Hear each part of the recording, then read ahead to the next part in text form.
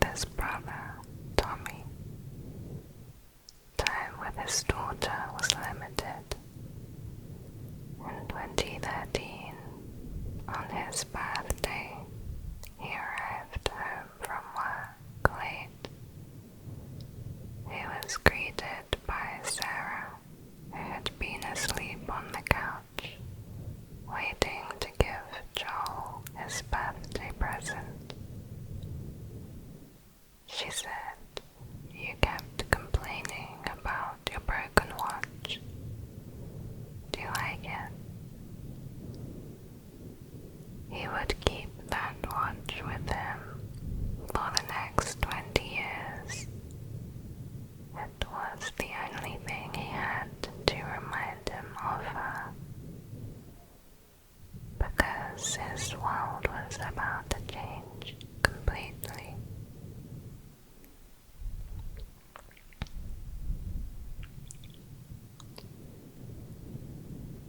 Sometime in the night, the house phone rings, and Sarah answers. It's her Uncle Tommy. Sounding urgent, he asks to speak with her dad, but the call drops. A mysterious infection has been going around, causing a nationwide pandemic.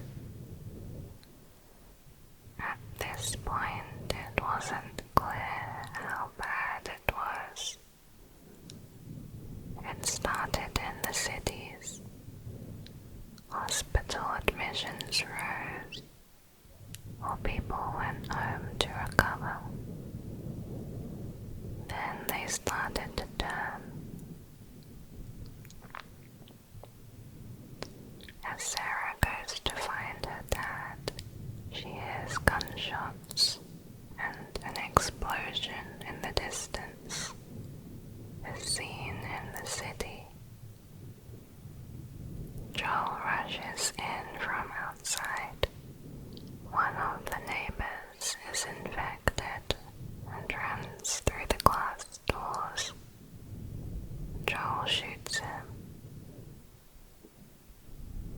Tommy arrives and says half the people have lost their minds. The three drive away, planning to leave the city and head to seclusion. But of course, everyone else had the same idea, and the highways were packed. None of the cars were moving. In an attempt to find another route, and among the panic, they crash. Left to travel on foot, Tommy says, "We're gonna need to run." Sarah's leg is injured, so Joel carries her. People are screaming and running. Cars are crashing and burning. As they escape the chaos of the town into the woods, they come face to face with a soldier. He radios his superior, asking what he should do. Joel tries to talk to him, but the soldier raises his gun. As Joel turns to run, Sarah is shot. Tommy arrives in time to save Joel, but it's too late for Sarah. Completely heartbroken, Joel embraces her as she dies in one of the most heartbreaking scenes of the series. But there's more where that came from. 20 years later, in 2033, Joel is currently in Boston, Massachusetts.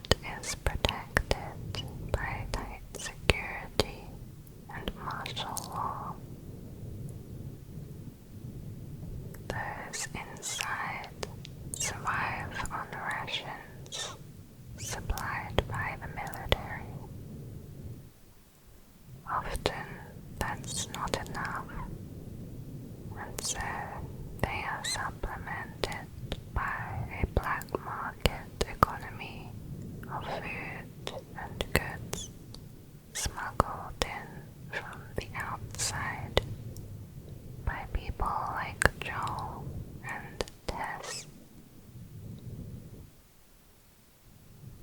Joel and Tess are partners in life and business. They are smugglers. Joel has the muscle, while Tess has the brains. Joel awakens from a nightmare to the sound of knocking on his door. Tess had gone to meet a client and was attacked by two guys on her way back. She handled herself as she always does. She says they were nobodies, but that Robert had sent them. Robert, a fellow smuggler, is withholding a shipment of guns they had paid for. Joel and Tess have been chasing him for weeks. Now it seems Robert is trying to get to them first. Tess has a lead on Robert's location, so they head to the old warehouse in Area 5, where he is rumored to be. They catch and interrogate him. Robert admits he sold the guns to the Fireflies to pay off a debt he owed.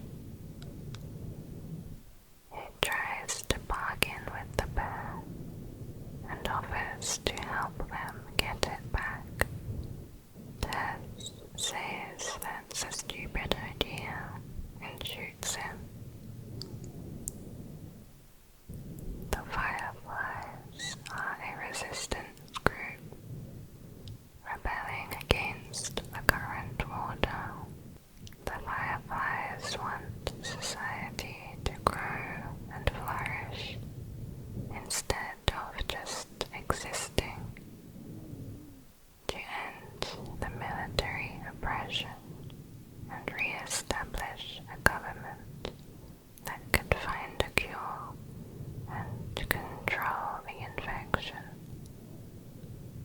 But, like the military, they look to take power by force. The leader of the Fireflies is Marlene. She appears and says, "I paid for those guns. You want them back, you're gonna have to earn them." Things have not been going to plan for the Fireflies in this area. With their numbers dwindling, Marlene needs something to be smuggled out of the city. She is injured, but recognizes Joel and Tess to have the skills she needs for this job.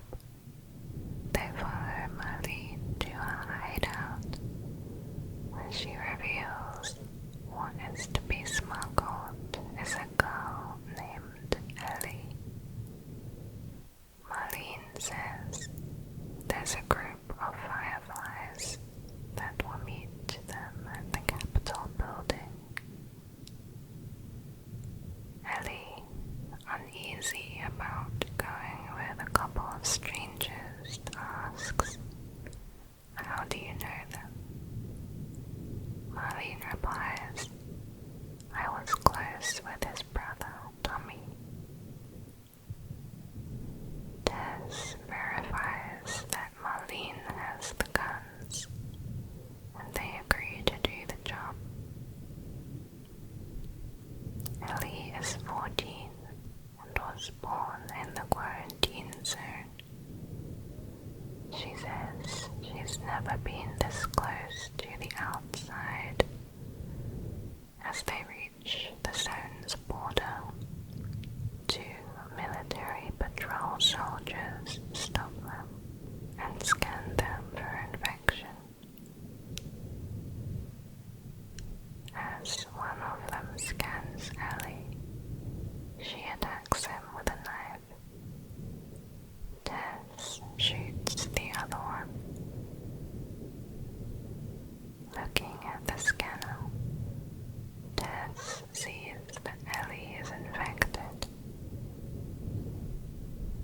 sources, Marlene set us up. Why the hell are we smuggling an infected girl? Ellie explains she was bitten 3 weeks ago, but never turned. Tess says that's not possible.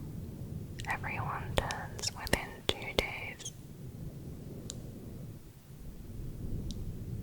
She asks Ellie what the Fireflies had planned for her. Ellie says, "Whatever happened to me is the key to finding a vaccine." And Marlene wants to take her to a quarantine zone where they have some doctors looking for a cure. Joel doesn't buy it and wants to turn back. But Tess says, "What if it's true? We've come this far, we might as well finish it." Joel warns her of the risky journey ahead, but Tess has made up her mind. On their way, they encounter the many infected in more progressed and dangerous forms.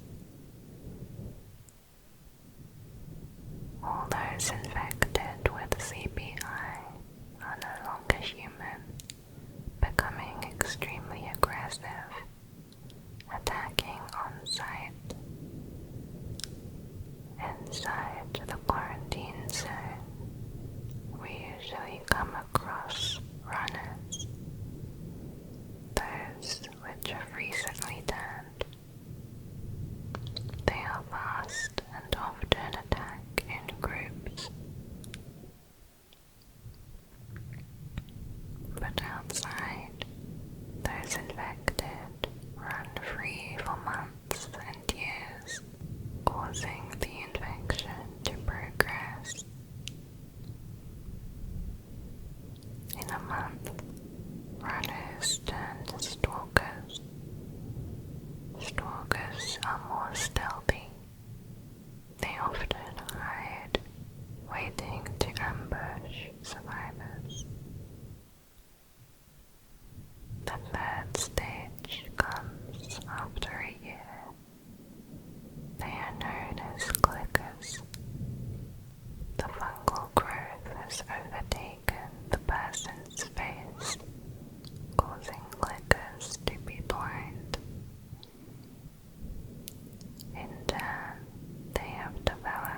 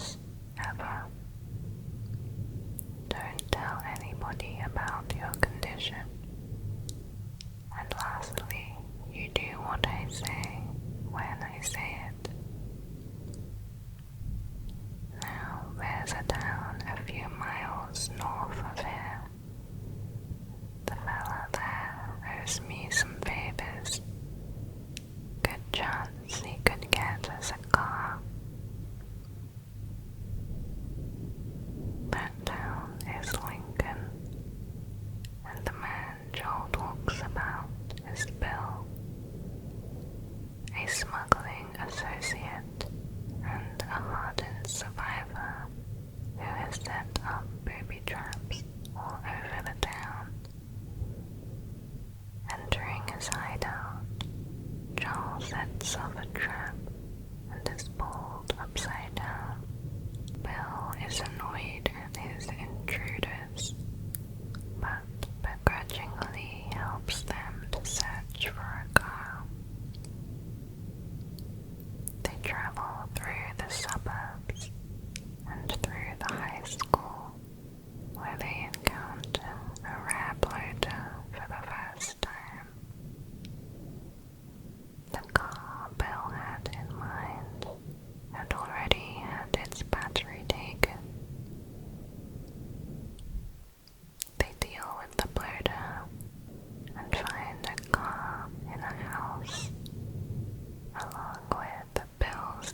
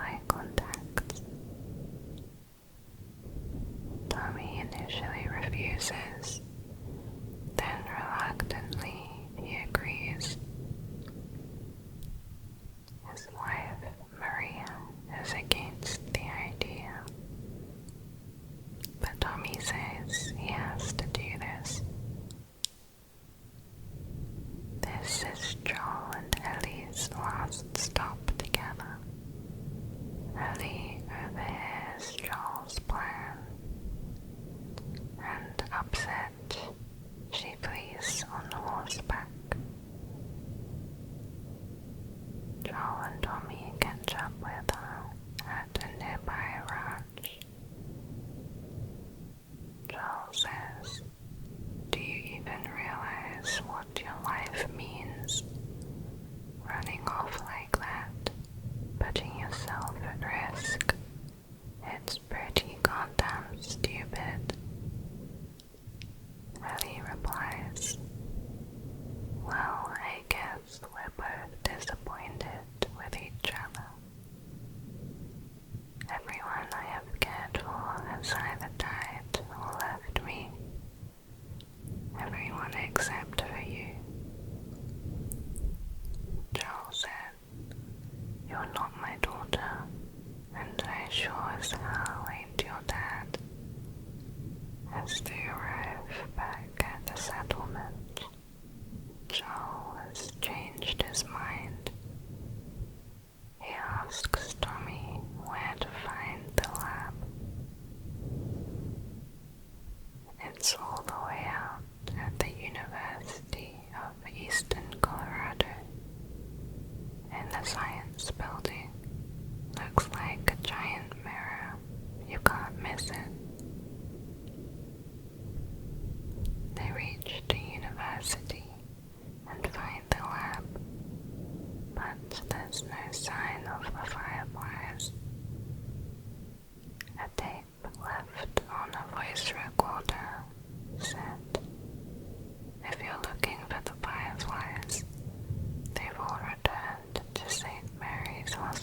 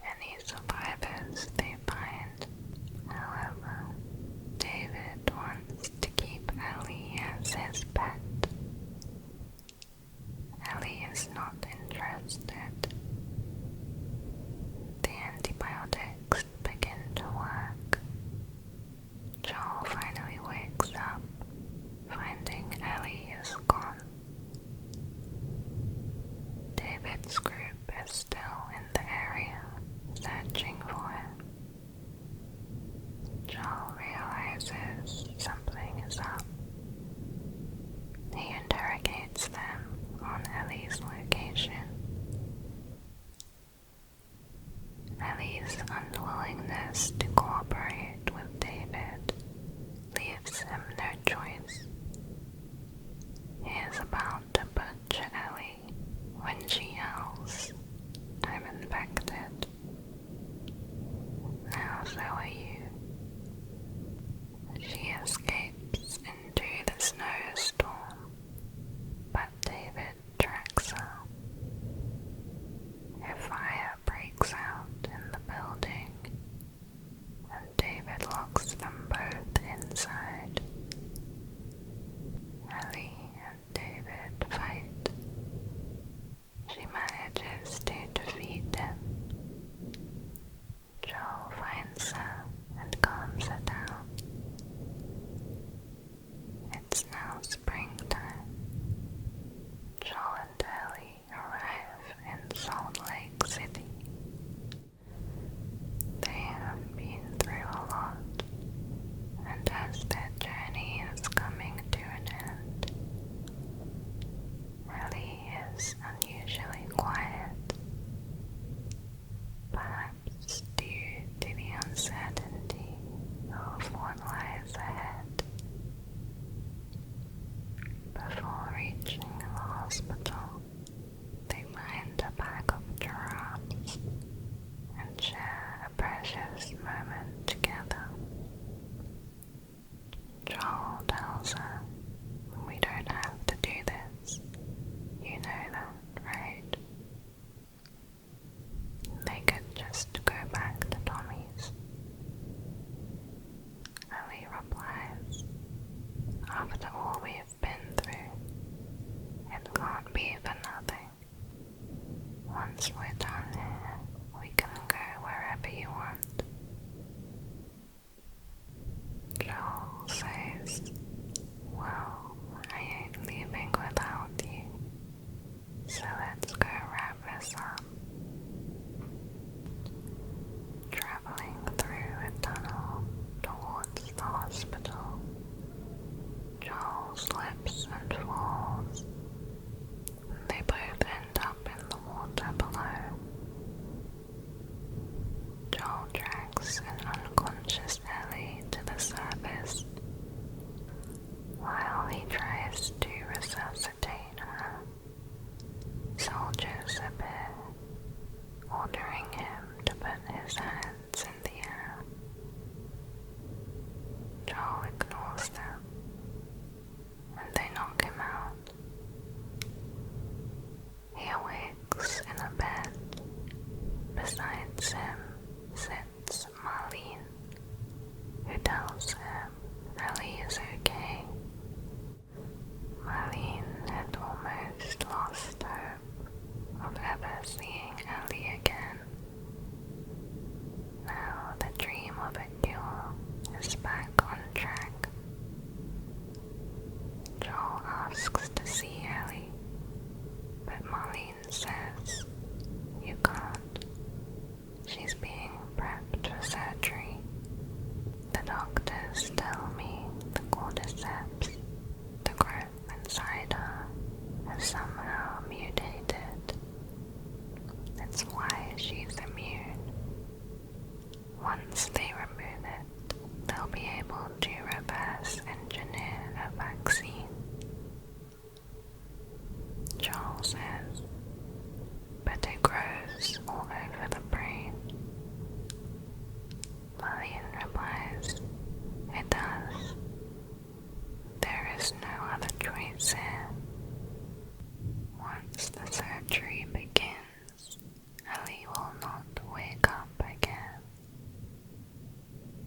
Marlene orders the soldier to escort